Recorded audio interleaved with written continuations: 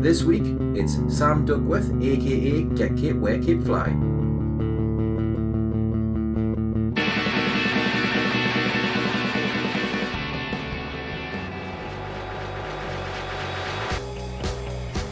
This is Anyone Can Play Guitar, the podcast for musicians and music lovers that takes you behind the scenes of the music industry. This week is brought to you in partnership with MGR Music.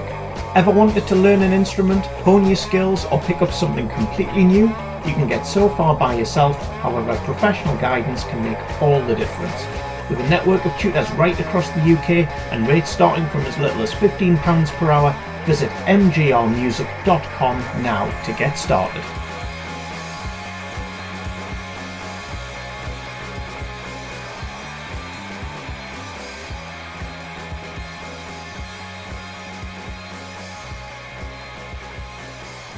Hello and welcome to episode 63 and our interview with Sam Duckworth with me, Ben, and him, James. Last week, James, was our interview with Emma Zillman of From the Fields, the festival director. Yeah. If you're nice to them and you're good and, the tent's full, they're going to tell someone about it. But who have we got today, James? We have Sam Duckworth, Also known as Get Cape, Wear Cape, Fly. We've said AKA a lot in this season of the podcast. We have, yes. Well, one of the many things he talks about is his name. Yeah, why he chose it. Yes, and whether he would choose it again. So here are some Get Cape, Wear Cape, Fly facts, James. A fly fact. Get Cape, Wear Cape, Fly is actually Sam Duckworth, who wanted to move away from the mid-noughties singer-songwriter tag. More on that later. He's from Southend in Essex. He reminds me a bit of our friend Luke. His accent's very similar. Like, it's Essex, but it's not Essex. Yeah. He's released 6 albums as Get Cape, Wear Cape, Fly, and 3 under his own name, and 1 does the recreation. So he's got lots of different album structures under different names. And one little fact here, James. Episode 3 of season 6 of the TV show One Tree Hill was named after him. Or at least the show was named after him. His debut album, The Chronicle of a Bohemian Teenager, had the hit I Spy, which was the one that kind of broke him through. Mm-hmm. And that's how I discovered him, through the breaking through on Radio 1, basically. So, good facts. I met Sam at the Think Tank in Newcastle. More on that next week. Oh. In October of 2018, actually. It was a little while ago, this one. It was at the start of when we started collecting the interviews for what would be season 2. If you are a fan of Sam after this episode, or just a fan in general, you can get him on Twitter and Instagram at Forget Cape. Both of them are Forget Cape. Nice. So, just before we get started, Jim, I want to thank Sam for chatting to us, and also Rick from Sam's management, who helped set up the interview initially. Right. Yes, Sam Duckworth, aka Get Cape, Wear Cape, Fly. And just before we start, any apologies for some background beats that comes in here and there. Oh yes, I'd forgotten about that. Yes. There's a lot of sound checking going on. There is, but they're kind of isolated to certain areas. Yes. So that doesn't go on the whole thing. And it's not too bad. No. It's of the ones that are influenced by sound checks, it's the best of them. Yeah. Agreed. Remember, a great way to support the show is to go on iTunes or wherever you get your podcasts and give us a rating and a review. It really does make a massive difference for the show. Now, on with the episode.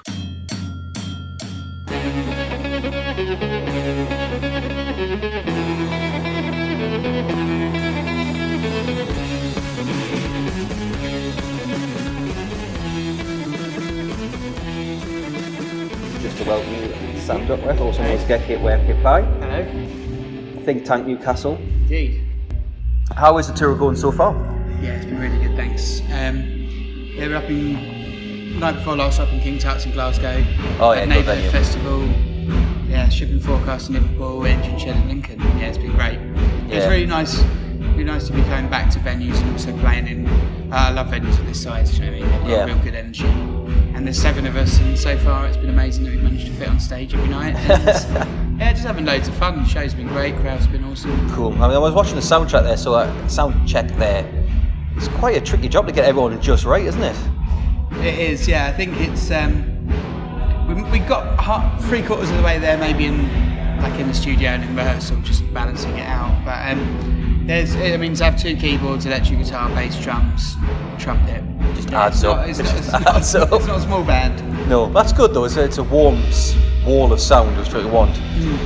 So, I know we've only got a bit of time here. So, firstly, if you just look at your writing. So, what comes first, lyrics or music? I don't think there's a set pattern, to be honest. Okay. I kind of go through waves. I mean, for a long period of time, I just kind of sit and play the guitar and then kind of ad-lib vocals around it. Recently, I've been tending to record one tune in the studio with everybody, mute the guitar and vocal, and then just write a different song over the top of it.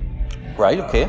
So you kind of have the structure and the melodic and the harmonic elements to support one song, and then just be like, no, actually that bit's not working, and just be quite brutal in pre-production and kind of almost writing with everything recorded, chopping it all around, then probably go back and re-record it again. Okay, so making mistakes then.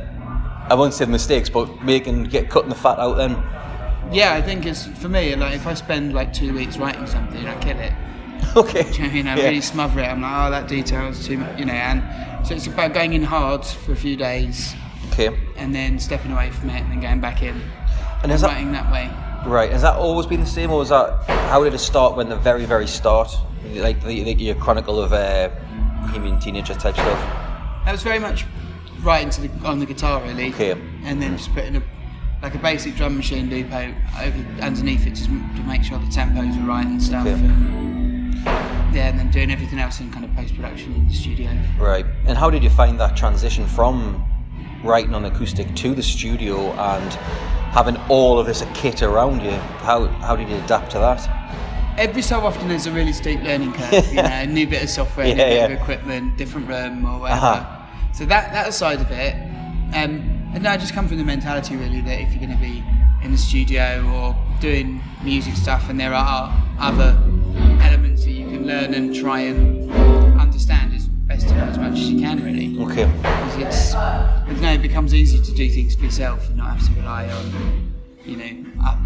others, and I think it's great when you can find the right balance of others. Mm-hmm. Sometimes that balance doesn't always work out, so if you know how to do it yourself, excellent. Brilliant. Just kind of teaching. I've just taught myself over the years, and every couple of years is how am I going to learn this? Pro Tools is my mountain at the moment. Okay.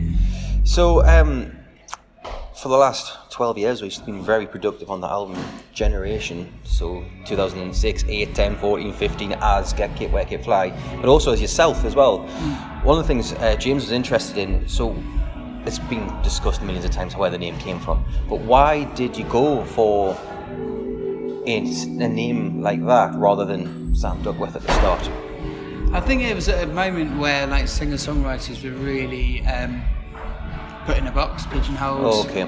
And also I think that by having a pseudonym it allowed people to be a lot more creative in the sound. Mm-hmm. I think it was a time of like purism in singer-songwriter, and then like commercial, directions are very similar in singer-songwriter, and then kind of the more alt folky or folktronic artists were all going under pseudonyms, and it just kind of made sense to have a name that had the expansiveness to be able to grow into a different sound. Okay, that's good. So you're not keeping yourself in boxes or anything, is it? I think when you put a record out in your own name, it's a different thing to put a noun to a pseudonym. Yeah. So if you were to start now, would you do the same thing, do you think? It's a good question. I don't know. I think it's easier to have a completely different sound to what's considered to be a singer-songwriter. Mm-hmm. I probably wouldn't be called Get Kate, Wear Kate, Fly if I started, to be honest with you. Like, the amount of times I've had to say it and repeat myself. And I don't know, it's difficult because I always wonder whether the name dates or not. And I think that loads of people that are in bands would love to change their band name.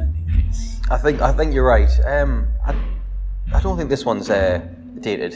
To be honest, I still think it has that whole mystique about it, of what am I going to get when I see? Is it just going to be you, or is it going to be 7 people? Which is good. I know you're doing is it in London doing a 16-piece? It's going to be an awful lot of us, yeah.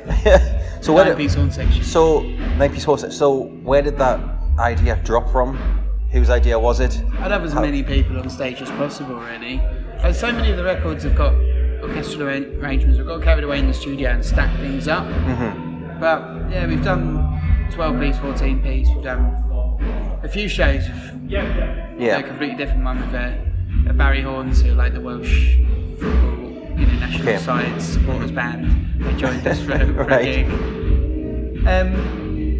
I just love I love every gig to be different. I love every show to have a kind of its own personality, and I love really big, full sounding live shows. Okay. Horn sections, string sections. If it's possible to make it work, I think give it a go. Yeah, why not? That's a good way of looking at it. If you can make it work, make it work. So, getting back to the identity part of it. So, around about 2011, you went back to your name for a few albums.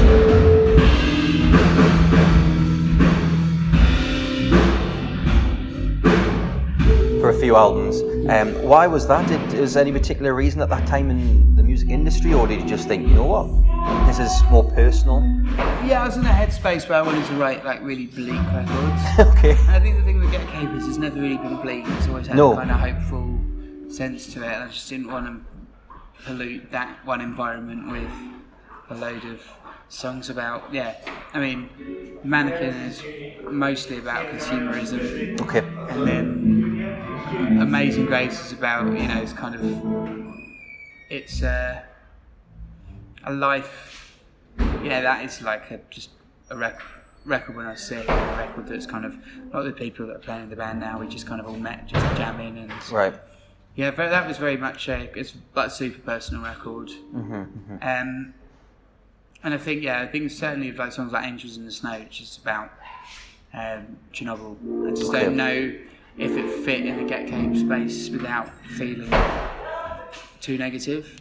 I don't want to ever get to the point where it feels like the combination of politics and negativity is so heavy that it's not an enjoyable experience. It's fine on record, but for live it doesn't really work. Yeah, I understand that. So, suppose you put that next to like I Spy or something, it might not fit next to each other. And I suppose in the and there's that danger of not wanting to come across as disingenuous when you're singing about really heavy, sensitive political subjects as well. It's knowing that if you're going to kind of get into the world of social commentary, you can't just like stick it next to something that's a bit slapstick and expect it to sit the same. Mm-hmm. I totally understand. So when you get to the live environment then, how do you put together this ensemble of people? So is it through the jamming, as you said, or have you known these people in your band for years? Jay and Mikey have known for years. I think good musicians and good people are like a magnet, and you just tend to they're just people that just tend to bounce off each other and play in different bands with each other. Like everyone here is played in a different band with somebody else at least. So like Callum and Phil play in Pocket Dragon. They also play with Lydia, who plays keys. Callum's played with Linda for Kate Nash. Jay's played with Kate as well. Okay. So we're all just kind of we're all playing in each other's bands, and hanging out in the studio and talk together in different projects. And there's a natural chemistry, and then there's a musical chemistry in that everyone just loves to play. Yeah, and I guess there's also an element of trust as well, to know what you're getting from that person. I think if you know somebody well enough, or to a level before you go into a musical environment with you, it's so much better than if you start cold. I always think that with like co-writing or production, I think the first step needs to be like, do you get on as personal chemistry? Yeah. Because otherwise, you're trying to do something relatively personal, and also when you're on tour, you're in an enclosed space and in a tight environment. If there are things that like cube out people, it amplifies it. It's like being in a petri dish. Yeah. So the touring side of it, Do you still get on with touring? Do you still like it? I'm having the time of my life on this tour. Yeah. I really hated touring, to be honest. Right. I really grew to dislike it. And I realised it's just, I think the thing with touring is it's hard because all the things that really grind you down about touring are all things that lots of people would be like, oh, but you're also doing this and that's great. And that's fine, isn't it? Like to have positive, negative balance and have like a kind of net gain of it being a really good thing to be doing. Yeah. But sometimes like not sleeping for ages or, having random diets or, being at the mercy of traffic when you're trying to, have a rest of another life outside of that. Touring full time when all you got to do is tour, so when you're younger, is amazing. Yeah. Touring when you start to get older and have more responsibilities is more difficult. It takes a different mindset. Doesn't make it worthwhile. Yeah. And also like it's got to be really fun and really enjoyable, and people have got to come to a show and be like, oh, that was amazing. Let's come again. Yeah. Like, I think a tired tour is a tour that needs to be stopped. Right, got you. You know what I mean? It's like you don't want to watch a band tired because I think sometimes some cities get lumbered with them because it's always on the loop. I know what you mean. Yeah. So it's where it lands, yeah. It's making sure that there's that energy for this tour. I mean, this tour is just hilarious. Everyone gets on really well, knows each other really well. Also knows how to like not play. Right. I think really good musicians can do all the technical stuff and all the tricky stuff, but also know when the best time is to not play at all. Yeah. And I think that's a respect thing. That's a understanding of groove, and I think it's just kind of everyone's plugged into that instantly in this group of people. So it's easy. That's good. Well, it's good to hear as well that you, after 12 years, probably that's when your first album came out. So it's probably longer than that. That it's still want to do it. That can't be a bad thing. I think I probably want to do it now more than at any point except when I first started. Okay, that's cool. In terms of playing live, I wonder what it is. Is it just something? It's getting on and getting on with everyone, enjoying the show, and also feeling the confidence of everybody being on top of the game. Cool.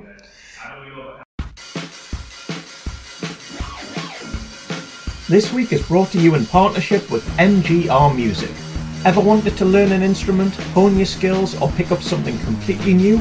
You can get so far by yourself, however professional guidance can make all the difference. With a network of tutors right across the UK and rates starting from as little as £15 per hour, visit mgrmusic.com now to get started. And now it's time for Sam's Good Cause of the Week. Here he is talking about Grenfell United. I think Grenfell United, which is they're the group of residents and survivors from the Grenfell Tower, and they're lobbying a lot. In Parliament, they've just been going hard on the combustible materials to make sure that any other unsafe buildings in the UK that have the same type of cladding as there are, the regulations and legislations change for it to be removed. Also for another issue is like freedom of information requests for housing associations and tenant management organisations. Like if you live in a housing association flat or a house of a TMO, like a tenant management organisation, you can't find out loads of things on freedom of information request, including if you're safe. Right. I think Grenfell United are great because not only do they push for, solidarity and, to do things in memory of their loved ones and their family and their friends, but also for the betterment of wider society. I think that they have campaigns and the petitions that they'll post and things like that. I think everyone in the country was touched by that, horrific atrocity, really. And something that should never have happened. Something that should never have happened, that did happen, and then when it did happen, people have still not changed all of the elements that would stop it from being repeated. And I think it's worth people, following them on Twitter in particular and just finding, so it's Grenfell United, just finding what they're backing around the country, because there's lots of things that they support in solidarity with other, other tenants, other, blocks with cladding and stuff like that. And I definitely say to people to check them out and just, it's a great way of honouring people that lost their lives in, an issue that was really caused by corruption and greed. Yeah, well, we'll put all the links in to the show notes, and when we do our charity episode after every 5, I think you're right. I think it's a great charity. Unfortunately, I think too many people are forgetting about it, and I think this is a good way of pushing it back out there to say, look, this is still a fight that's fighting. It's still a long ongoing inquiry, and I think there's 2 strands to it. I think there needs to be justice for the residents and survivors, and justice for those that died, and also at the same time there needs to be widespread change in the safety and security of social housing and commercial housing in the UK. And if you want to find out more, go to www.grenfellunited.org.uk.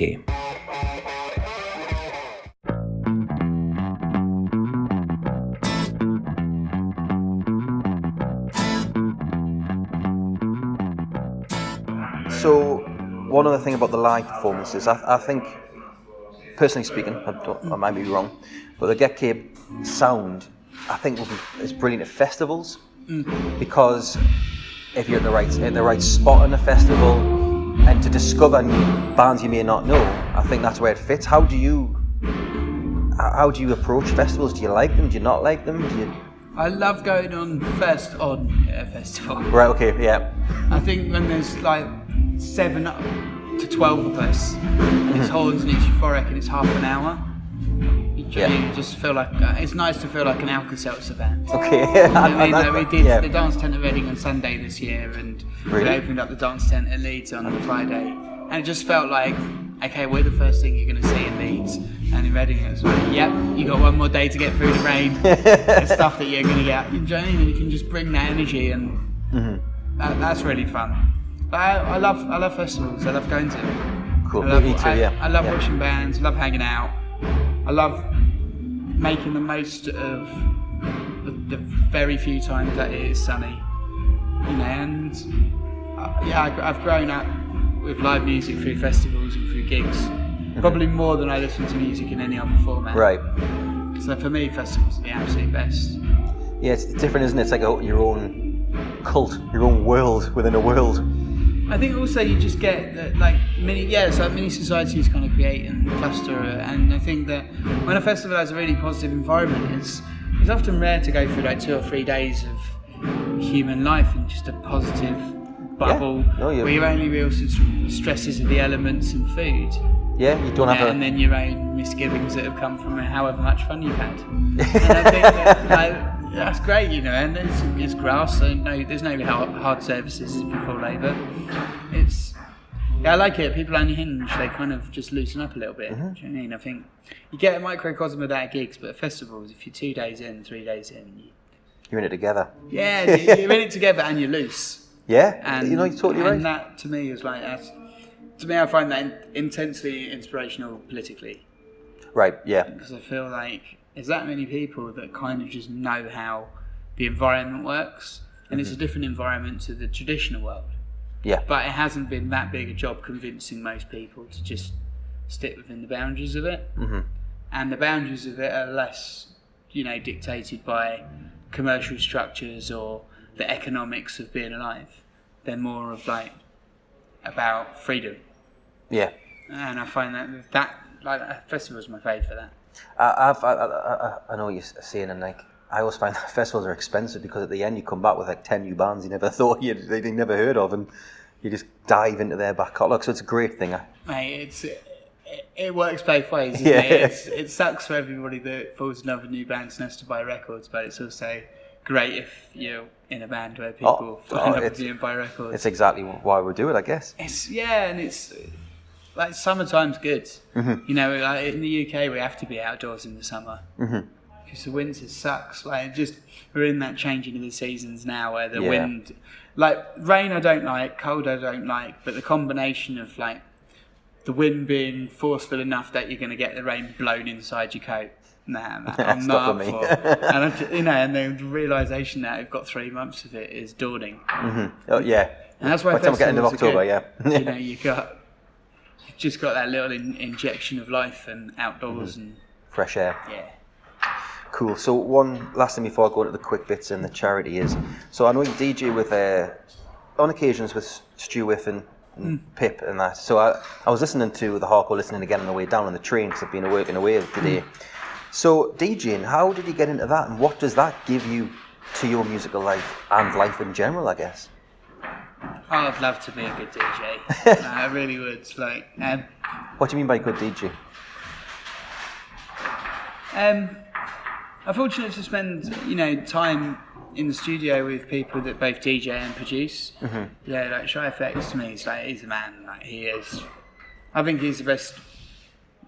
One of, or if not the best producer in electronic music. But also his DJ sets are the best. There's no doubt. Like Shy FX at Carnival, to me, is like the hour of the year where it's the best in the world. I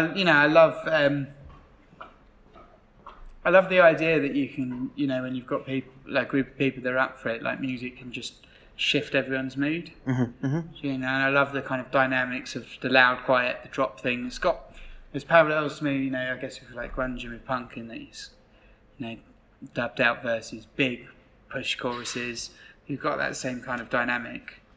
But yeah, I just love digging through records and, finding new music and playing it. And I think a lot of music fans are the same, really. I think if you get 5 music fans drunk around an aux cable, like it's going to kick off, isn't it? It's either a party or a war.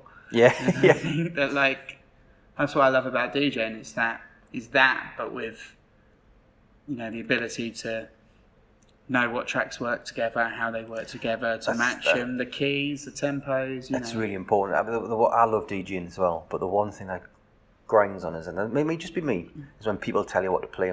Not asking for songs, tell you what to play. I think people telling you what to play can get annoying, but sometimes you're like, okay, that is actually a really good idea. Oh yeah, I mean, there is times. I think the hardest one is when you, I love the fact that Record Box and, all of the Serato stuff now, you can keep 300-400 tunes on a memory stick or whatever and just scroll through them. Because sometimes you do forget a tune. Oh, totally. I did a vinyl only set the other week, and then getting ready to load into tour, I found a record bag just full of Locked On and loads of old UK garage.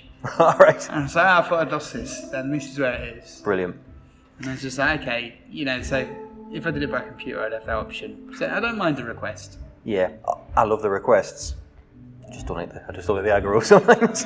Mate, it's bad when you say I haven't got it. And but you have to have it. And I was like, I know I have to have it. The fact that I don't have it, it's more on me than it is That's on got a reflection on me. But there's no physical way it's possible for me to do this unless you find a record shop that's open next door. Or find an aux cable somewhere. Find an aux cable and a good phone signal, and then maybe we're in. Cool. So 2 last things, quick questions. Just kind of like doing these. So, what is the song you wish you wrote? I'm gonna check my phone because let me get the title right. There's a track on the Bibio album, A Mineral Love, and I listen to it over and over and over again, but for some reason, sorry for the listeners, I am going through my phone looking for a track I wish I wrote that I can't remember the title of. Town and Country. Town and Country by Bibio. It's it kind of reminds me of it's half disco, half Steely Dan. All right. And the guitar riff is so good, and it's such a uplifting tune, and I love it. And the new tune, that is one where I think I can't think of absolutely anything wrong with this whatsoever. Brilliant. It's perfect. Question 2: artist that made you become an artist. Probably Walters Rifles. Right. Rival Schools, Good Biscuits, Quick Sounds. Okay. Punk and emo is a funny one because every so often in the scene you'll get a band that are super creative and just switch the whole thing. At the Drive-In and Shikari, Thursday, a band like that. And Rival Schools to me with that band. Right. I was listening to a lot of chuggy, punky emo. Okay. But then that United by Fate record was just so bold and creative, and I think it was realising that you don't have to stick within your lane. You can kind of expand as far out as you want, and I think that to me is the artistry part where I've gone, okay, actually, I'm less about wanting to be an entertainer and more about wanting to be an explorer. Okay, that's cool. You know, like just to find out how far you can push everything. So, what was the first album you fell in love with? First album, That you fell in love with? I don't know, because there's a few, and they're all they're very specific for specific reasons. Okay. But I've kind of, I don't know, I'm 32 now, so I'm kind of at that point where anything between 14 and 17 just feels like exactly the same year. Right. So I don't know which one came first. Vehicles and Animals by Athlete. Oh, good choice. Yeah. There's the Alkaline Trio album with the cassette tape on. It's got like I know Bleed which one and you I Like mean, My yeah. Face Off and that. Rival Schools, United by Fate, definitely. Probably earlier there were records, Dookie, Moses Shoals by Ocean Colour Scene, Yeah. Ronnie Size New Forms. Right. So But I can't remember. Nice mix as well. Yeah, I don't know if you remember like Q every month you get. Yeah. Like those Q Best of the Year CDs always were a pretty good indicator. I mean, Yeah. 1998 was my favourite. is that the one? Was that 98? Would that have been Gomez Bring It On? Yep. Gomez, Get Myself Arrested was on it. Yeah. Little Empire, Mannix was on Yeah, it. it was. Yeah. Yeah. Yeah, I remember that CD. Like, Yeah. I love Gomez. I did the 15-year Oh, yeah. anniversary Oh, tour. Like that album for me is literally why I do what I do now. Yeah. It's one of the 3 albums I've Yeah. gone. I would say that's nearly a perfect record. Mate, so I've seen it 4 times in a row in full now, and every single time, it sounds so fresh. If Shot was on that, it would be a perfect record. And so you can Rhythm and Blues Alibi. Yes. Yeah. From Liquid Skin, isn't it? Yeah. Yeah. That song's mad, just to go through all the genres. Yeah. Like I love that. Like the lyrics and the music are kind of talking to each other at the same time. There's ironic bits in it, and it's so good. Cool. 2 more. First gig. First gig was The Cause at Wembley, Talk Nice. on Corners. Brilliant. Or Freak Scene Tour at Chinnery's, which would have been Carl's Weapons and Tyler. And Shoop. Yeah, so that would have been either of those 2, I think. So the last of the quick hit. What's the best part of everything that you do in this job that you've got, this career that you have? But uncertainty. All right. Wasn't expecting that. I think sometimes it's hellish, but sometimes it's like you're top of a roller coaster and you know it's going to be safe and it's going to be good and it's going to be fun. And I don't think that's the feeling that I'd want to lose. Right.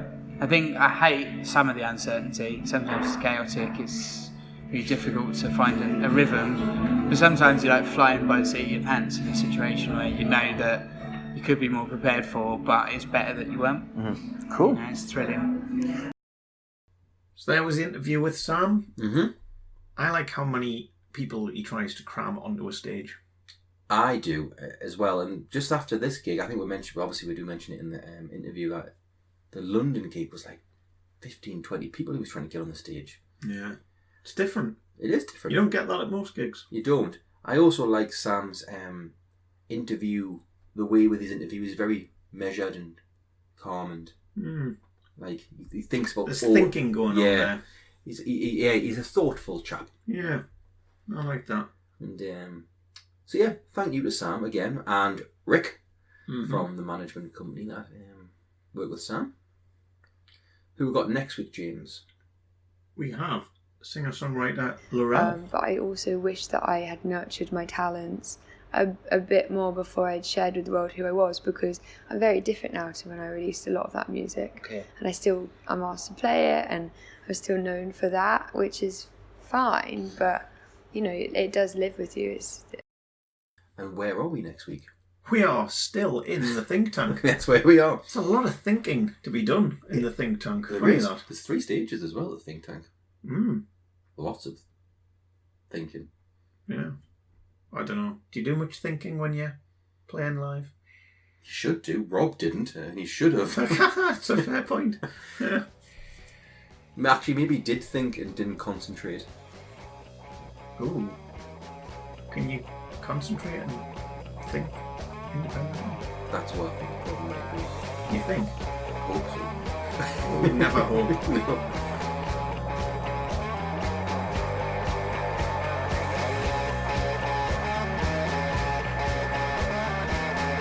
All of the show notes for today's episode can be found at acpgmusic.com, along with our back catalogue of episodes. If you like what you hear, or perhaps have some improvements or specific guests you'd like us to consider, we'd love to hear from you. Email us at info@acpgmusic.com or hit us up on social media.